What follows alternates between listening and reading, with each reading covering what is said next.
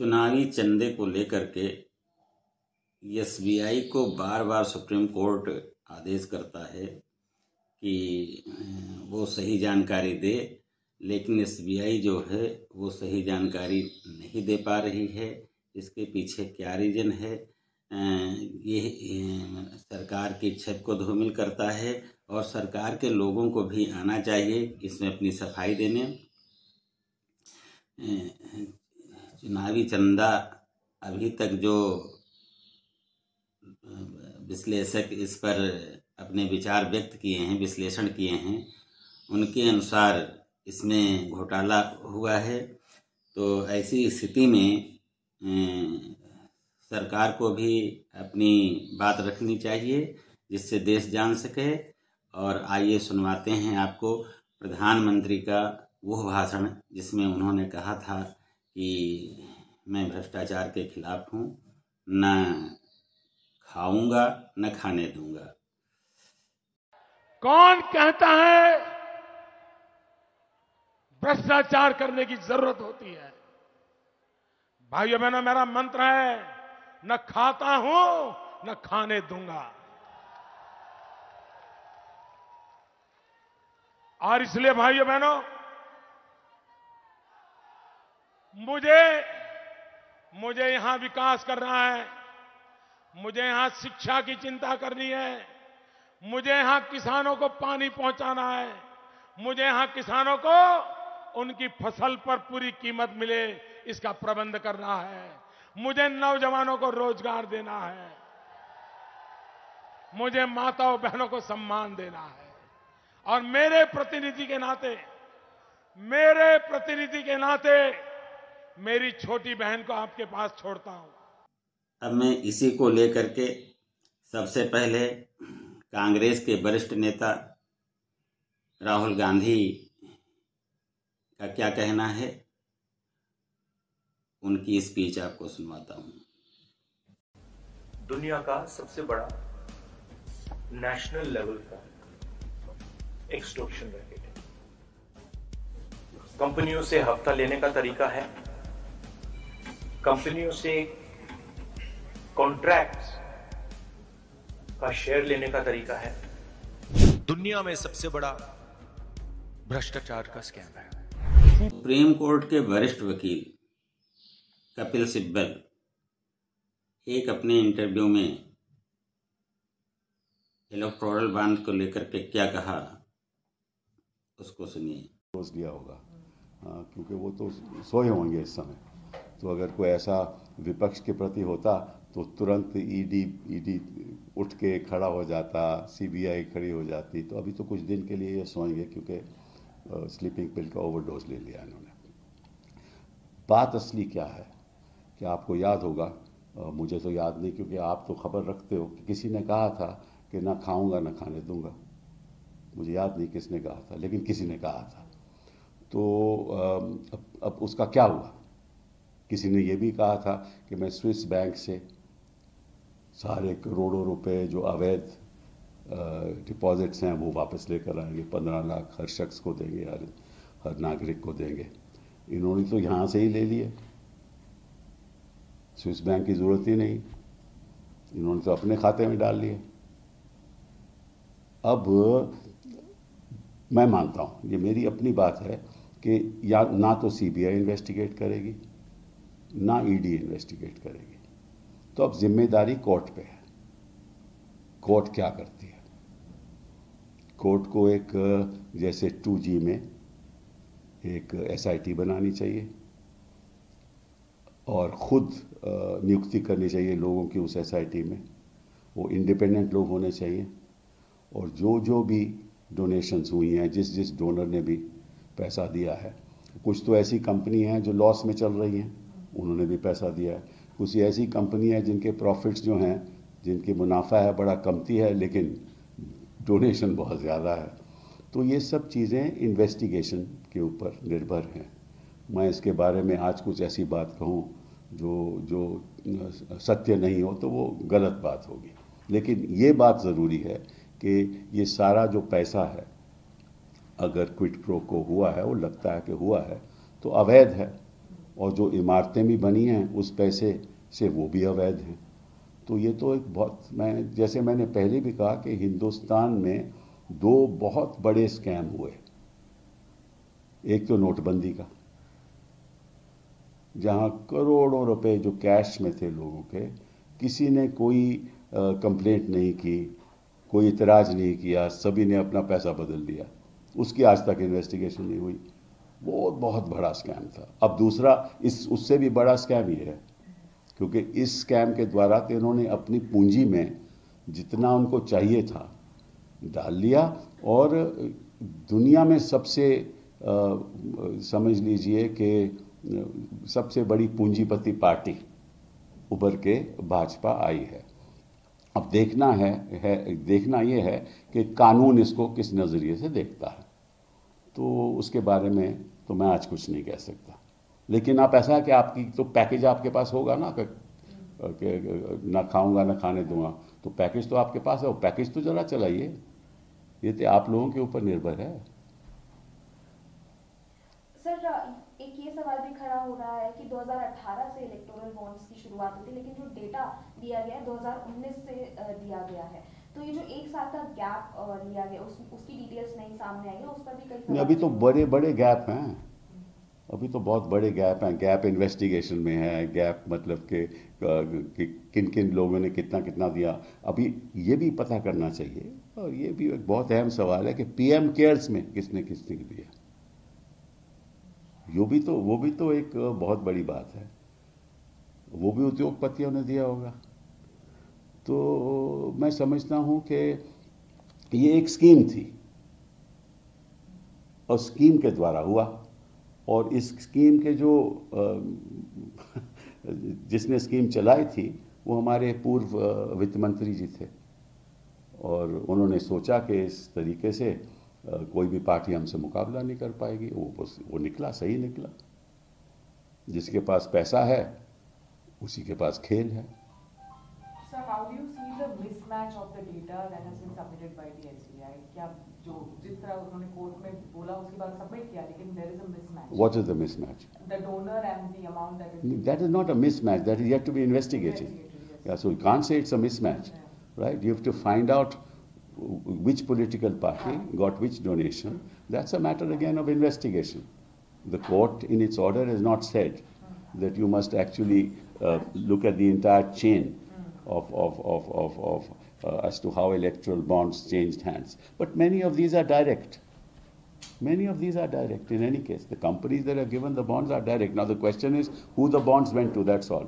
That the two bond numbers can be found out easily. That's not an issue. That's again a matter of investigation. So, but there is a very particular political question, because the opposition party, especially the Congress party, is raising a voice against particular two big business tycoon, the business groups, and they have not been named in that electoral bonds. So how do you say? First of all, I think that we are jumping the gun. Because abhi we don't know who donated what through which company, right? There may be a connection between those big companies and some other subsidiaries or some other kind of companies. So this is too early to answer. That is why, if you notice, I have never made an allegation against any company till date. I have never named the big two, or I have never named anybody else. Why? Because as far as I am concerned, this is a matter to be investigated. But the larger issue is this was a illegal scheme to enrich the political party in a manner that no other party can compete with it. And since there is an element of quid pro quo, which is obvious, the prosecution under the Prevention of Corruption Act will happen, right? I mean, because the ED has taken an overdose of sleeping tablets, it may not happen immediately, but it will happen. You know, because either they will not wake up, or the court will say, now wake up. Now, that will depend on the court. There should be, as I said, an SIT which should be set up with independent officers appointed by the court to investigate all this. They did it in 2G, right, which was a much smaller alleged scam, which really didn't turn out to be. This is so clear. This is so clear.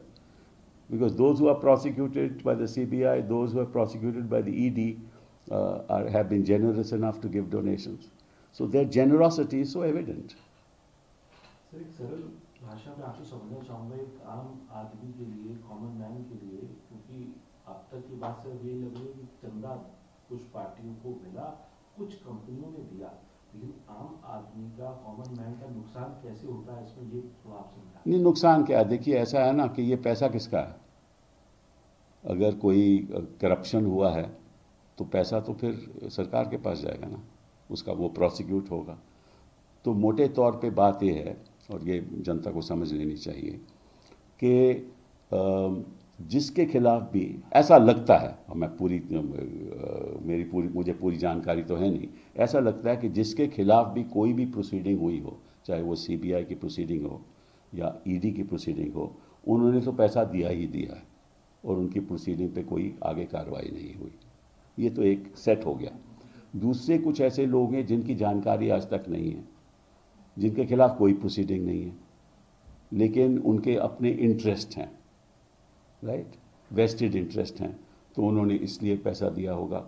उसका जब तक matching नहीं होगा कोई ऐसा किसी पे आरोप नहीं लगा सकता। तीसरी कैटेगरी ऐसी है जो शेल कंपनीज होंगी, राइट, शेल कंपनीज होंगी, उसके द्वारा पैसा दिया गया है, उसके बारे में मैं आज नहीं कुछ कह सकता। और कुछ ऐसी कंपनीज हैं जिनका मुनाफा ही नहीं है, हाँ, जो घाटे में चल रही हैं, उन्होंने भी पैसा दिया, तो उसकी भी इन्वेस्टिगेशन होगी, क्यों पैसा दिया, काहे को पैसा देगा। अगर आपके पास घर ही में पैसा नहीं है तो आप पैसा क्यों देंगे, कंपनी में पैसा नहीं है तो पैसा क्यों देंगे। और जिसके पास मुनाफा कम है और मुनाफे से कहीं ज़्यादा वो डोनेशन कर रहा है, तो उसकी भी इन्वेस्टिगेशन होगी। तो ये पैसा समझ लीजिए घूस का पैसा है, और अगर घूस का पैसा है और उस घूस से पैसे से इमारत बनाई गई हो या उस पर इलेक्शन पे खर्चा किया गया हो, तो अपने आप में बहुत बड़ा स्कैम है। तो जैसे मैंने कहा कि 2 हिंदुस्तान में सबसे बड़े स्कैम हुए हैं, पहला तो नोटबंदी का, हाँ, और दूसरा ये, और पैसा आना था स्विस बैंक से लेकिन आ गया इन लोगों से। ये तो बहुत मतलब कि समझ लीजिए कि इनकी बड़ी भारी सोचते थे जीत है, लेकिन अब क्या होगा ये तो ED बता सकेगा। इलेक्टोरल बॉन्ड को लेकर के समाजवादी अध्यक्ष अखिलेश यादव ने भी अपने विचार रखे हैं। टीवी चैनल को एक इंटरव्यू में उन्होंने कहा है का धन्यवाद देना चाहता हूं। मैं अपने सभी प्रेस के साथियों का बहुत बहुत धन्यवाद देना चाहता हूं कि अचानक आपसे मिलने का मौका मिला है, और कल रात से ही या कल शाम से या पहले से ही पूरे देश के लोगों को चिंता थी, और हाल ही में जो अखबारों में पढ़ने का वो मिल रहा था, सोशल मीडिया पे जो बातें चल रही थी,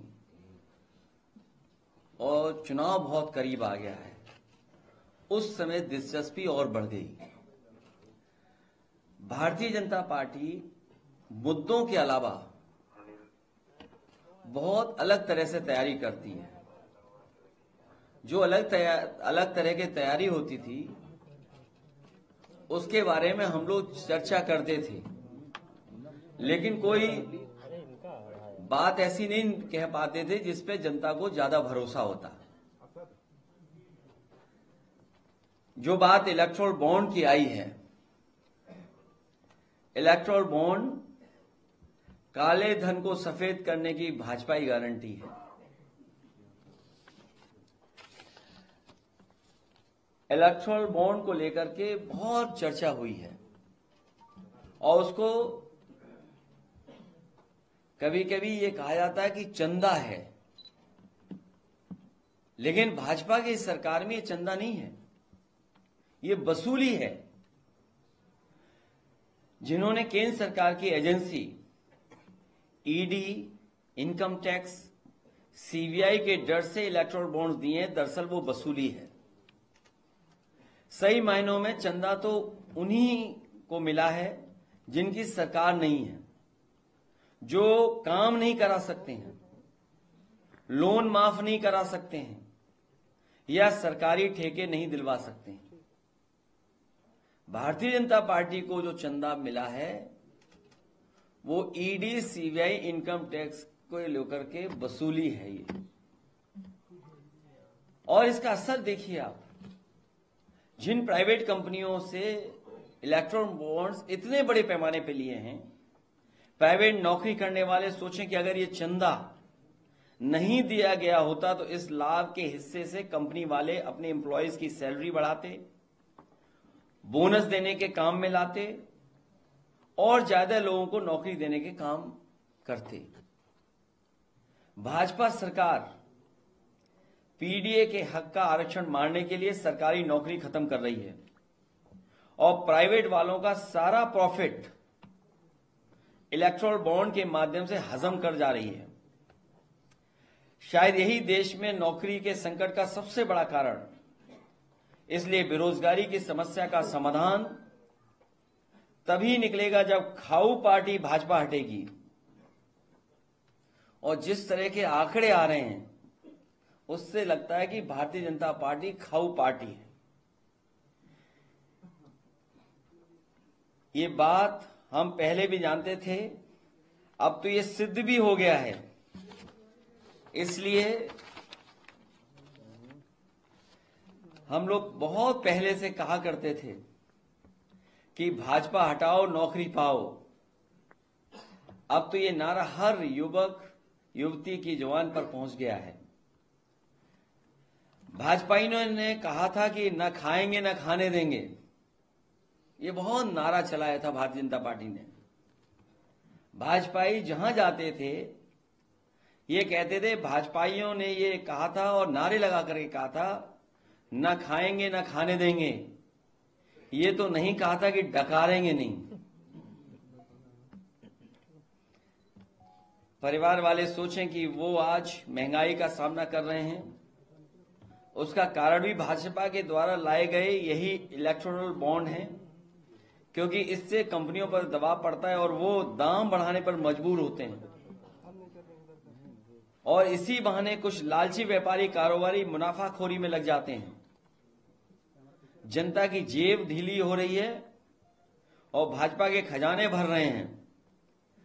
जनता इन्हें हराकर अपना खामियाजा खुद वसूल लेगी। भाजपा के द्वारा लाए गए यही इलेक्टोरल बॉन्ड भ्रष्टाचार का कारण भी हैं। जीएसटी में टैक्स की चोरी करने के लिए जो व्यापारी और अधिकारी मजबूर हैं, वो भी भाजपाइयों की वसूली के शिकार हैं। भाजपाई नेता लोग कहते हैं इलेक्टोरल बॉन्ड का पैसा तो पार्टी खाते में चला जाता है, तो फिर हमारे खर्चे कैसे चलेंगे? इसलिए वो कारोबारियों और दुकानदारों और ठेकेदारों से सबसे अलग की वसूलते हैं, उनसे भी वसूलते हैं। इन सब कारणों से उत्पादों में प्रोडक्ट्स की क्वालिटी गिरती है और निर्माण कार्य व दूसरे ठेकों की गुणवत्ता भी। कुल मिलाकर भाजपा के द्वारा लाए गए इलेक्टोरल बॉन्ड के बारे में यही कहते हैं कि इलेक्टोरल बॉन्ड बेरोजगारी, महंगाई और भ्रष्टाचार की भाजपा की गारंटी है। इलेक्टोरल बॉन्ड जनता के शोषण की भाजपा की गारंटी है। इलेक्टोरल बॉन्ड युवाओं के भविष्य को मारने की भाजपा की गारंटी है। इलेक्टोरल बॉन्ड आम जनता के दुख दर्द और दमन की भाजपा की गारंटी है। इलेक्टोरल बॉन्ड बेरोजगारी, महंगाई व भ्रष्टाचार की जड़ में होने की वजह से 90% जनसंख्या वाले पीडीए की प्रताड़ना की भाजपा गारंटी है। इलेक्टोरल बॉन्ड अर्थव्यवस्था और बैंकिंग सिस्टम को भ्रष्ट बनाने की भाजपा की गारंटी है। इलेक्टोरल बॉन्ड चुनावों को अत्यधिक महंगा बनाकर ईमानदार राजनीतिकों को चुनाव में हिस्सा न ले पाने की भाजपा की गारंटी है। इलेक्टोरल बॉन्ड पैसे के बल पर समाज में सोशल मीडिया और असामाजिक तत्वों के माध्यम से साजिश करके सामाजिक सौहार्द को बिगाड़कर अपनी राजनीतिक रोटियां सेकने की भाजपा की गारंटी है। इलेक्टोरल बॉन्ड समाचार तंत्र और लालची मीडिया को ग्लैमर से जोड़कर महंगा बनाकर झूठी खबरें फैलाने व भाजपा की अपनी नकारात्मक, संकीर्ण, विभाजनकारी विचारधारा को प्रचारित करने के देश के माहौल में आपसी डर और अविश्वास का जहर घोलने की भाजपा की गारंटी है। इलेक्टोरल बॉन्ड केंद्र की शक्तियों का दुरुपयोग और लोकतंत्र को ठेंगा दिखाने वाले, दल बदल के लिए पैसे जुटाने और राजनीतिक वातावरण को प्रदूषित करने की भाजपा की गारंटी है। इलेक्टोरल बॉन्ड विश्व भर में भ्रष्टाचार के इंस्टीट्यूशनल बना करके प्लान्ड वे में पैसा इकट्ठा करने की नई साजिश और चाल के रूप में स्थापित करके दुनिया भर में देश की ईमानदार और लोकतांत्रिक छवि खराब करने की भाजपा की गारंटी है। कुल मिलाकर इलेक्टोरल बॉन्ड देश और देशवासियों की बर्बाद की भाजपा की गारंटी है। और अंत में मैं कहूं, इलेक्टोरल बॉन्ड महाघोटालों का सुप्रीमो है और जनता में यह गारंटी कि इस बार भारतीय जनता पार्टी जा रही है। मैं प्रेस के लोगों का बहुत धन्यवाद देता हूं। सर, सीए नोटिफिकेशन के बाद कई समाजी कार्यकर्ताओं को नजरबंद किया गया है। कंपनी ने 405 करोड़ चंदा दिया। ये बहुत सारी जानकारी अब आ रही है। देखिए, मैं क्या कहता था आपसे, याद है आपको हमारे बारे में क्या क्या कहा था भाजपाइयों ने जब वैक्सीन वाली बात आई थी? अब सुना है जो आंकड़े आ रहे हैं, जो सूची में चीजें आ रही हैं, वैक्सीन कंपनी ने कोई वैक्सीन दी है उन्हें इलेक्टोरल बॉन्ड के नाम पर।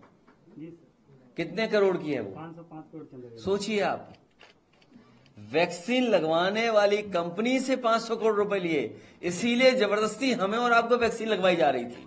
हम तो बच गए, बाकी जनता सब ने लग गई। सर, पाकिस्तान से भी फंड लिए। ये बहुत सारी जानकारियां आ रही हैं, क्योंकि जो बात सोशल मीडिया पे आ रही है, इसीलिए मैंने कहा कि हमारे मीडिया के साथी हैं, इन पे भी बड़ा बड़ा पैकेज पहुंचा है। इन्हें भी इलेक्टोरल बॉन्ड के बहाने बहुत बड़ा पैकेज मिला है। और कई मौकों पर कहा, एक चैनल है ये सुबह उठता है तो हमारे खिलाफ ही चलाता है। अभी तक सबसे नेगेटिव न्यूज इस चैनल ने चलाई है। ये चैनल हमारे सामने नाम ले लिया। जिसने चंदा दिया वही तो नहीं। ये न्यूज 18 को पता नहीं क्या बुखार है। इलेक्टोरल बॉन्ड कम मिले हैं क्या आपको, या आपको चंदा कम मिला है? ये मैंने सुना है, अभी मुझे पूरी जानकारी नहीं है, कि सबसे ज्यादा खिलाफ कोई खबर चलाता है तो सबसे ज्यादा हमारा ये मित्र चैनल। इसलिए बहुत सारी जानकारी मिल रही है और सोशल मीडिया पे चल रही है। मुझे उम्मीद है हमारे पत्रकार साथी भी जिस तरीके से और लोगों के पीछे पड़ जाते थे, इस बार इलेक्टोरल बॉन्ड्स के पीछे पड़ करके सच्चाई जनता तक पहुंचाएंगे। जो लोग दावा करते थे और जो पार्टी विद डिफरेंस की बात करते थे, जो लोग जनता को धोखा देते थे, ये बड़ी बड़ी एजेंसियां दूसरे विपक्ष के नेताओं को बदनाम करने के लिए, उनको डराने के लिए और उनकी छवि जनता में खत्म हो जाए, खराब हो जाए, उन एजेंसियों का इस्तेमाल करते थे। और वही एजेंसियों का इस्तेमाल कर रहे हैं बड़े बड़े उद्योगपतियों से वसूलने के लिए। तो सोचिए, कोई कल्पना कर सकता है कि आपकी एजेंसियां विपक्ष को परेशान करने के लिए, विपक्ष को बदनाम करने के लिए और खुद के लिए इलेक्टोरल बॉन्ड लेने के लिए इस्तेमाल कर रहे हो? ऐसा दुनिया के लोकतंत्र में नहीं होता होगा। ये लोकतंत्र को जिस तरीके से अपमानित करने का काम किया और बाबा साहब भीमराव अम्बेडकर जी के दिया हुआ संविधान, उसको खत्म करने की साजिश चल रही है। चुनाव से पहले ये जो बातें आई हैं, ये जनता इस बार भारतीय जनता पार्टी को उखाड़ फेंकेंगे।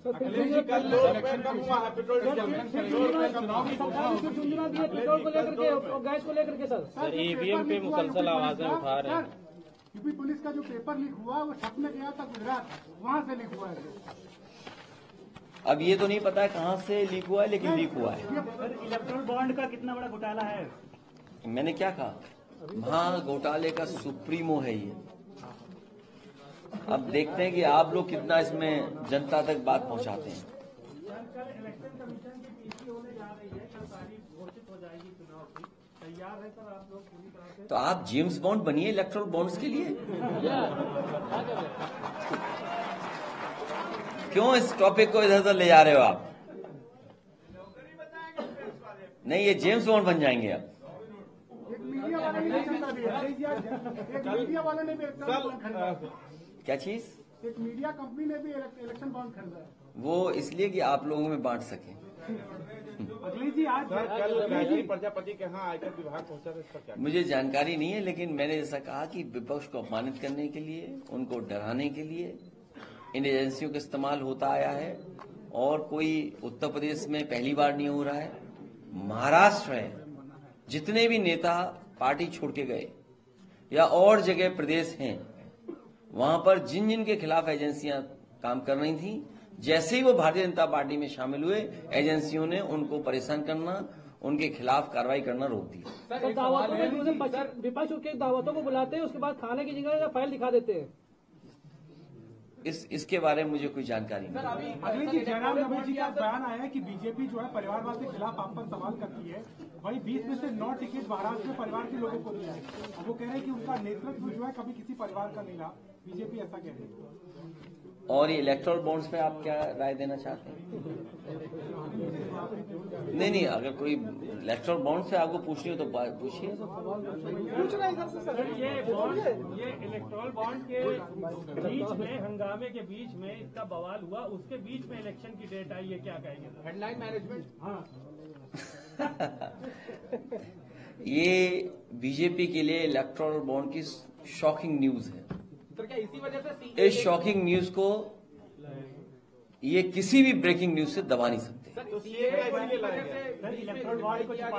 वो तो जानबूझ करके, जिस दिन रमजान शुरू हो रहे थे, हमारी जो भारत की संस्कृति है, जो हमारे भारत की पहचान है, मिली जुली संस्कृति, आपस में जो हम एक दूसरे को गंगा जमुनी संस्कृति के बहाने सहारे जोड़ते हैं, जानबूझ करके उन्होंने उसी दिन तय किया चिढ़ाने के लिए।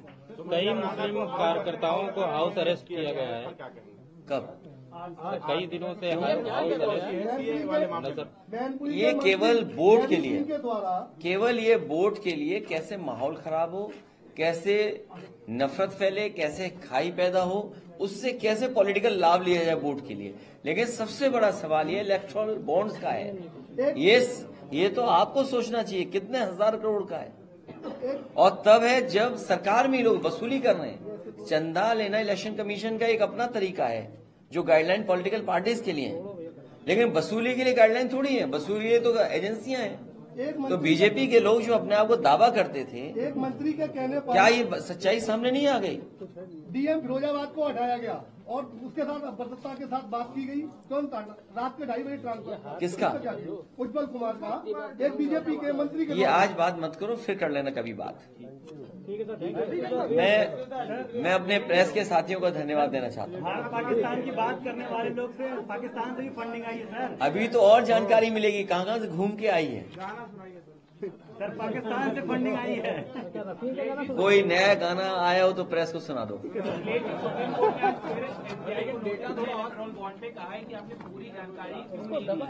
और पूरी जानकारी जनता तक पहुंचे, ये हमारी और आपकी कोशिश होनी चाहिए। जितनी जानकारी जनता को सच्ची पहुंच जाएगी, उतना ही हमारा लोकतंत्र मजबूत होगा। सरकार भ्रष्टाचार के खिलाफ जो कदम उठा रही है वो सराहनीय है, लेकिन इसके बावजूद भी इस संबंध में देश को बताना चाहिए कि आखिर ये घोटाला है या नहीं है, और है तो किसने किया है।